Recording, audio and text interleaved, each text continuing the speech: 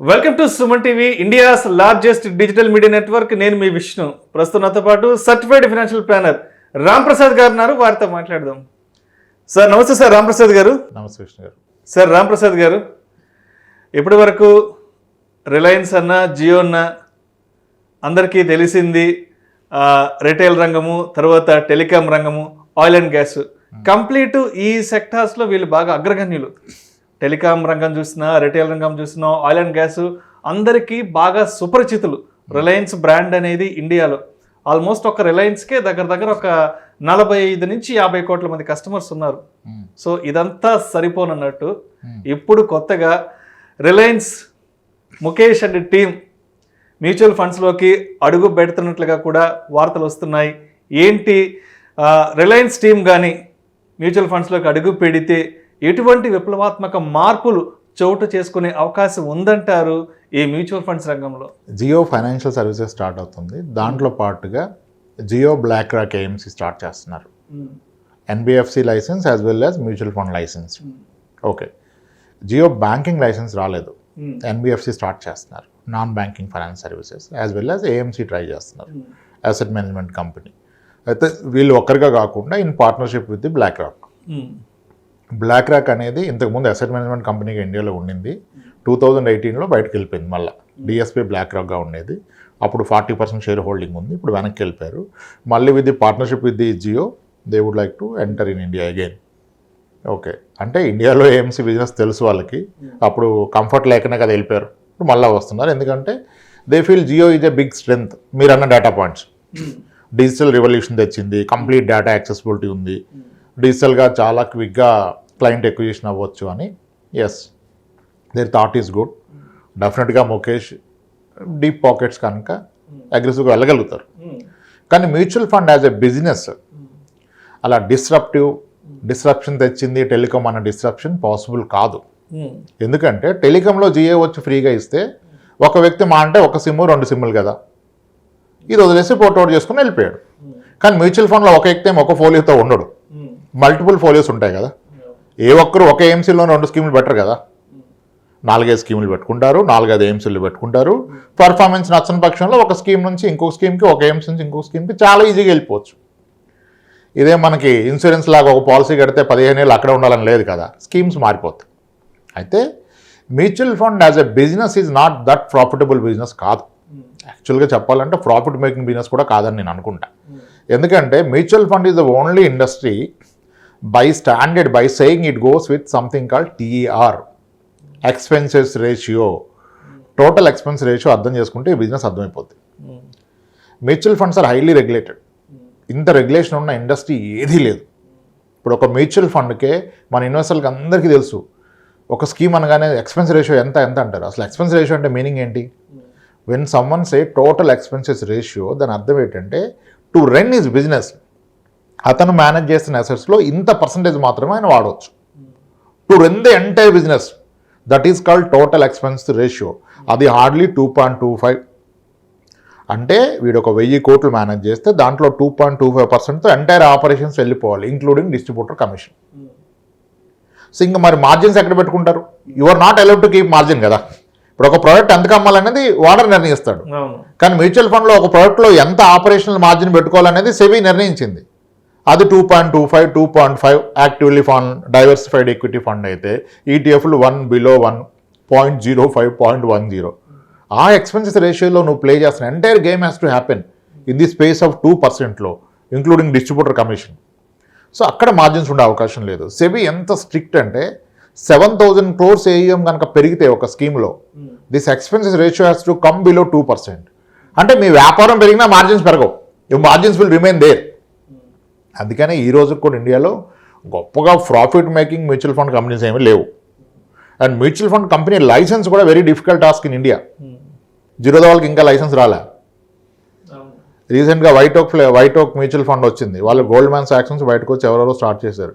వాళ్ళకి లైసెన్స్ రాక వాళ్ళు Yes mutual fund, Yes bank కూడా మ్యూచువల్ ఫండ్ వింగ్ని అక్వైర్ చేసి స్టార్ట్ చేశారు. ఓకే, బన్సల్, ఫ్లిప్కార్ట్ బన్సల్ స్టార్ట్ చేశాడు, నావీ మ్యూచువల్ ఫండ్. అతను కూడా వేరే ఏఎంసీని అక్వైర్ చేసి స్టార్ట్ చేశాడు. పెద్దగా ఏం అవలా. సో అయితే ఎందుకు అవదంటే మార్జిన్స్ లేవు కదా, అగ్రెసివ్గా వెళ్ళి సాధించేది ఏముండదు ఇక్కడ. అయినా ఇంకా మ్యూచువల్ ఫండ్స్ ఏంటంటే వెరీ క్లియర్ కంపారిజన్ జరుగుతుంది.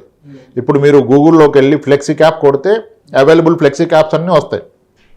3 months 6 months 1 year ఏది ఎంత ఇచ్చింది, దేని ఎక్స్పెన్స్ రేషియో ఎంత, పోర్ట్ఫోలియో చర్న్ రేషియో ఎంత, ఆల్ఫా ఎంత, బీటా ఎంత, షార్ప్ రేషియో ఎంత, టెన్యూర్ రేషియో ఎంత, ఇవన్నీ వస్తాయి.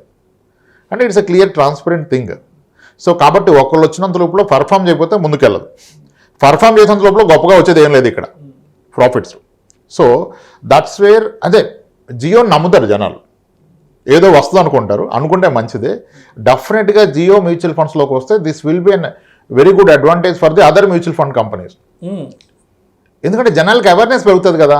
ఇప్పుడు మ్యూచువల్ ఫండ్ అంటే సబ్జెక్ట్ టు మార్కెట్ రిస్క్ అంటున్నారు, జియో అనగానే ఏదో ఫ్రీ అనుకుంటున్నారు. అంటే రిలయన్స్ కనుక మ్యూచువల్ ఫండ్స్లోకి అడుగు పెడితే మ్యూచువల్ ఫండ్స్కి సంబంధించిన డిస్కషన్ అనేది కంప్లీట్గా స్టార్ట్ అవుతుంది. ఎస్, ఆ డిస్కషన్ స్టార్ట్ చేయడం చాలా కష్టమైపోయింది. ఈ రోజుకి మీకు మ్యూచువల్ ఫండ్ మీరు అబ్జర్వ్ చేస్తే దాని ప్రమోషన్ ఒక క్యాంపెయిన్ నడుస్తుంది, మ్యూచువల్ ఫండ్ సహీ హై అని క్యాంపెయిన్. అది యాంఫీ నడుపుతాడు. AMFI stands for association of mutual funds in India. ఒక ఏఎంసీ కంపెనీకి ప్రమోట్ చేసేంత కెపాసిటీ లేదు. ఒక అసోసియేషన్ ఫామ్ చేసుకుని అన్ని మ్యూచువల్ ఫండ్స్ కలిపి సెబీ వాళ్ళని రెగ్యులేట్ చేస్తుంది.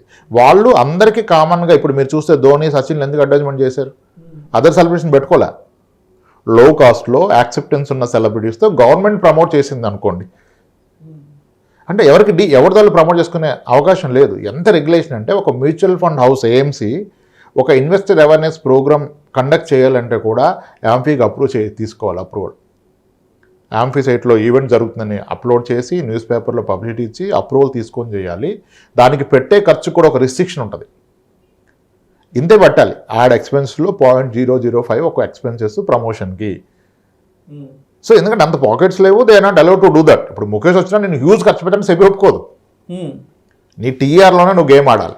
కానీ ఒక విషయం అయితే అంటే నాకు అర్థమవుతుంది, ఇప్పుడు మీరు చెప్తున్న దాని ప్రకారం ఇప్పటి వరకు మ్యూచువల్ ఫండ్స్ అన్నా, ఎస్ఐపి అన్నా, లంసమ్ అన్నా, అంటే ఇదంతా ఎలా ఉండేదంటే ఇదేదో హై కేటగిరీ ఆఫ్ ఇన్వెస్ట్మెంట్ లాగా ఉండేది.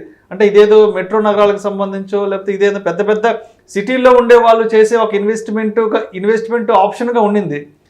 రేపంటూ రిలయన్స్ కనుక అడుగు పెడుతుంది కూడా. కాబట్టి ఇప్పటికీ రిలయన్స్కి సంబంధించి రిలయన్స్ అవుట్లెట్స్ ఆల్మోస్ట్ భారతదేశం మొత్తంలో 18,500 అవుట్లెట్లు ఉన్నాయి.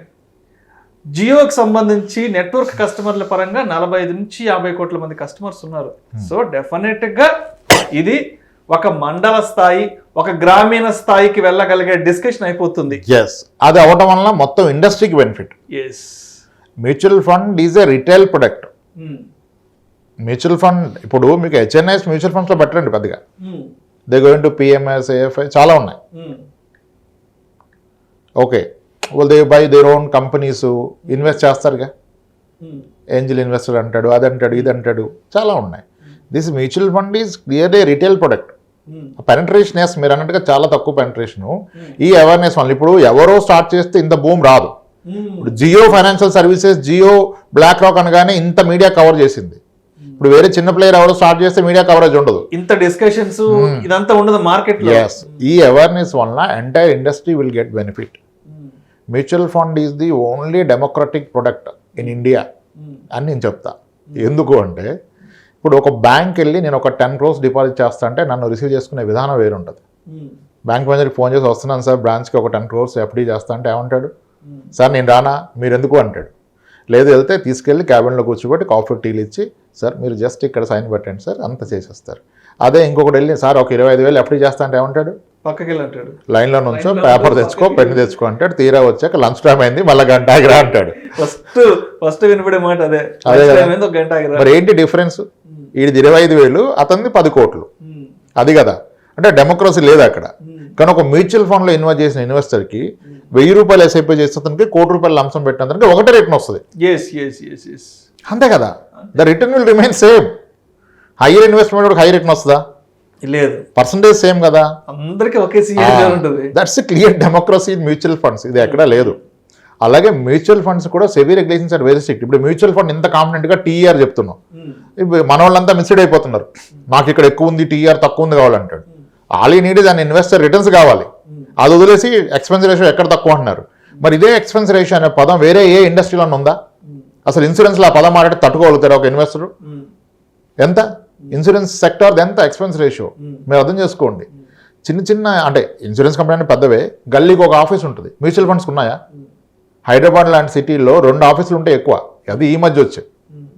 చాలా డిస్ట్రిక్ట్ హెడ్ క్వార్టర్లో మ్యూచువల్ ఫండ్ ఆఫీసే లేదు, బట్ ఇన్సూరెన్స్ ఆఫీసులు ఉన్నాయి. ఎందుకంటే they have huge bandwidth to spend. చాలా మనీ ఖర్చు పెట్టగలరు ప్రమోషన్స్కి, ఆఫీస్కి. మ్యూచువల్ ఫండ్కి అలా ప్రొవిజన్ లేదు. పబ్లిసిటీ ప్రమోషన్ చాలా తక్కువ అసలు. కూడా ఈ మధ్య ఈ కోవిడ్ తర్వాత నుంచి ఈ ఏదైనా అడ్వర్టైజ్మెంట్స్ టీవీలో చూడడం కూడా చెప్పాలంటే. సో అట్లీస్ట్ ఇప్పుడు మీడియా ఫ్రీగా పబ్లిసిటీ చేస్తుంది జియో బ్లాక్ రాక్ అనగానే. సో ఇది వేరే బ్రాండ్ వస్తే అయ్యేది కాదు. This a strategy.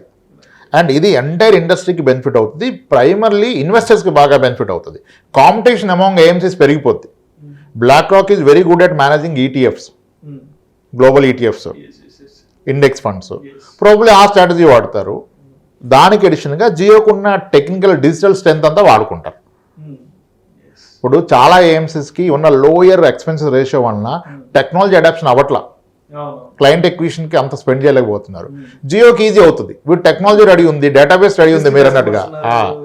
సో ఫట్ కేవైసీలు అయిపోవచ్చు, ఆన్బోర్డ్ అవ్వచ్చు. అప్పుడు ఏమవుద్ది, ఆన్బోర్డ్ ఫస్ట్ టైం ఆన్బోర్డ్ అయిన కస్టమరు తర్వాత ఫాలో అవుతాడు నాలెడ్జ్. అప్పుడు ఇన్వెస్ట్మెంట్ అంతా ఒక ఏఎంసీలో ఉండకూడదు, ఒక కేటగిరీలో ఉండకూడదు. సో జియో బ్లాక్ రాక్లో ఇంత, ఎస్బీఐలో ఇంత, హెచ్డిఎఫ్సి ఇంత, ఐసిఐసి ఇంత, అందరికి బిజినెస్ వచ్చింది కదా. That's a very positive thing. ఇది ఇండస్ట్రీకి మంచిది, ఇన్వెస్టర్స్కి మంచిది. కానీ టెలికామ్ లాగా డిస్ట్రప్షన్ అవుతుంది, అతలా కుతలాలు ఏమవో, అంతా మంచిగా జరుగుతుంది. అంటే టెలికామ్లో కూడా మంచిగా జరిగింది. కానీ వేరే ప్లేయర్స్ స్ట్రగుల్ అయ్యారు, ఇక్కడ ప్లేయర్స్ గెయిన్ అవుతారు. అక్కడ కాంపిటేటర్స్ స్ట్రగుల్ అయ్యారు, మార్జిన్స్ పడిపోయినాయి. ఇక్కడ అలా కాదు. దీనివలన అవేర్నెస్ పెరిగి అన్ని మిగిలిన 43 ఏఎంసీలు కూడా గెయిన్ అవుతాయి. అంటే ఓవరాల్గా జరగబోయేది ఏంటంటే నాకు అర్థమవుతుంది, ఒక ఢిల్లీ నుంచి గల్లీ వరకు దీని గురించి ఒక డిస్కషన్ స్టార్ట్ అవుతుంది. దీని గురించి ఒక అవేర్నెస్ స్టార్ట్ అవుతుంది. కంప్లీట్గా చెప్పాలంటే ఈ ప్రోడక్ట్ గురించి సంబంధించిన డిస్కషన్ అనేది కంప్లీట్గా స్టార్ట్ అయిపోతుంది. అబ్సల్యూట్లీ. దానివల్ల అందరికీ బెనిఫిట్, ఇన్వెస్టర్స్కి benefit, other mutual fund companies కూడా బెనిఫిట్. ఫ్రీ పబ్లిసిటీ, అవేర్నెస్, ఒక భయం పోద్ది. Mutual funds are subject to market risk అని రారు. 20 కోట్లు ఆస్తున్న వ్యక్తిని 1 crore పెట్టు మ్యూచువల్ ఫండ్ రిస్క్ కదా అంటాడు. అరే నువ్వు 15 కోట్లు పెట్టు, అక్కడ రిస్క్ లేదా? 15 కోట్లు పెట్టావుగా మార్కెట్లో, ఎక్కడెక్కడో ఏ స్థలాల్లో, పొలాల్లో, ఇల్లో, ఇంకేదో పెట్టినప్పుడు అక్కడ లేని రిస్క్ ఇక్కడ వచ్చేసిందా? అయినా నేను అడుగుతుంది ఎంత, నీ 20 కోట్లు 1 crore అంటే ఎంత పర్సెంటేజ్ అడుగుతున్నా? నేను గట్టిగా 5% అడుగుతున్నాను నీ ఓవరాల్ నెట్వర్క్లో. నువ్వు రిస్క్ అంటున్నావు, ఏది రిస్క్ కదా? ఇప్పుడు అట్లీస్ట్ ఆ ఫీలింగ్ వెళ్ళిపోద్ది. పూర్తిగా తెలకపోయినా జియో వస్తుందంటే ఏదో తక్కువలో వచ్చేస్తుంది అనుకుంటే మంచిదే కదా, అవేర్నెస్ పెరుగుతుంది. It's a welcoming. అందరికీ, ఇండస్ట్రీకి మంచిది, ఇన్వెస్టర్లకి మంచిది. ముఖేష్కి ఓకే బ్రాండ్ బిల్డింగ్, ఎందుకంటే ఇది పెద్దగా ప్రాఫిటబుల్ బిజినెస్ కాదు, దట్స్ ప్రూవెన్. ఇంకో విషయం కూడా చెప్పండి రాంప్రసాద్ గారు. చెప్పండి. మరి అంటే ఇప్పటికే రిటైల్ రంగంలో కానీ, తర్వాత టెలికాం రంగంలో రిలయన్స్ అంటే ఇండియాస్ లార్జెస్ట్ నెట్వర్క్ పరంగా, స్టోర్స్ పరంగా, కస్టమర్స్ పరంగా, సరే ఇవన్నీ ఒక ఎత్తు అయితే, ఇప్పుడు కొత్తగా మ్యూచువల్ ఫండ్స్లోకి రాబోతున్నారు కాబట్టి మరి ముఖేష్ అనే టీంకి ఎటువంటి సవాళ్ళు ఎదురయ్యే అవకాశం ఉందంటారు? అసలు ఏఎంసీలో సవాళ్ళు ఏం లేవండి. Every one is welcome. అసలు సెబీ అప్రూవల్కే చాలా టైం పడుతుంది. అందుకనే వీళ్ళు ఎక్విజిషన్ చేస్తున్నారు వేరే వాటిని. 3 years and above financial service experience లేకపోతే మిమ్మల్ని బిడ్ చేయనిదు ఏఎంసీ లైసెన్స్కి. ఏఎంసీ లైసెన్స్ వచ్చినాక ఎన్ఎఫ్ఓ కూడా మీరు అప్లై చేసుకోవాలి, ఒక ఫండ్ లాంచ్కి. చాలా ప్రాసెస్ ఇది. ఓకే, ఇక్కడ సవాళ్ళు ఏమీ లేవు. వాళ్ళు రాగలుగుతారు, వాళ్ళు ఫస్ట్ ఇండస్ట్రీకి రాగలుగుతారు. బిగ్ ప్లేయర్స్ ఎవరినో ఒకరిని ఎక్వైర్ చేస్తారు అంతే. లైసెన్స్ గురించి 3 years వేస్ట్ చేయరు. ఇప్పుడు చాలా ఉన్నాయి.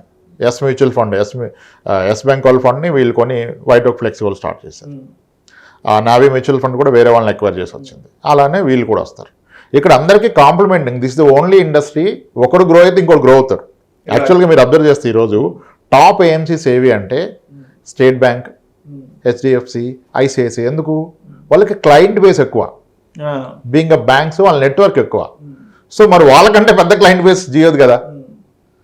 సో క్విక్గా అడాప్షన్ అవుతుంది, అది అందరికీ బెనిఫిట్ అవుతుంది.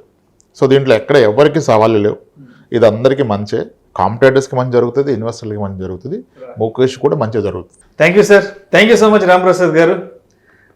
Reliance Mukesh and team mutual ఫండ్స్లోకి అడుగు పెడితే ఎటువంటి విప్లవాత్మక మార్పులు చోటు చేసుకోబోతున్నాయి, అనే అంశం గురించి మీ విశ్లేషణ ద్వారా ప్రేక్షకులకు చాలా చక్కగా తెలియజేశారు. Thank you so much sir. Thanks,